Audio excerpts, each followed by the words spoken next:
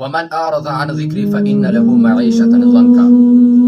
اللہ رب العزت ارشاد فرماتے ہیں کہ اگر کوئی میری اطاعت سے منہ موڑے، میری نافرمانی شروع کرے تو میں اس پر تنگی لاؤں گا۔ میرے دوستو، انسان کے ساتھ دو چیزوں کا تعلق بہت گہرا ہے۔ اگر انسان ان دو چیزوں کا مقابلہ کر سکے تو وہ انسان کامیابی کی سیڑھی پر چڑھ سکتا ہے۔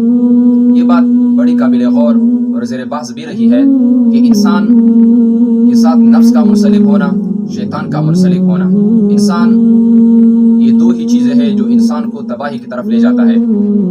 شیطان بھی یہی چاہتا ہے کہ کل قیامت کے دن جب مجھے جہنم میں دھکیلا جائے تو میرے ساتھ ہی زیادہ ہو، اگر میں آگ میں جاؤں تو وہ بھی میرے ساتھ جائے، کیونکہ اس انسان کی وجہ سے اللہ رب العزت نے میرے اوپر لعنت فرمائی ہے، مجھے مردود فرمایا ہے۔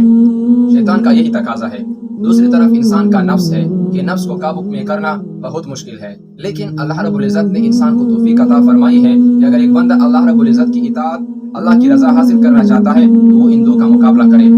نفس امارہ بھی یہی چاہتا ہے کہ وہ ہمیں گناہوں کی طرف اکسائے، ہمیں گناہ کرنے پر مجبور کرے، لیکن میرے دوستو، اللہ رب العزت کی ذکر، اللہ رب العزت کے کلام کی تلاوت، یہ تو ایسی چیزیں ہیں، یہ تو ایسے ڈال ہے، اگر ہم اس کی اطاعت کریں، اس کو اپنی زندگی میں لائے، ذکر کو بھی کثرت سے کرے اور تلاوت کلام پاک کو بھی کثرت سے کرے، تو پھر ہم کبھی ان دو چیزوں کا شکار نہیں ہو سکتے۔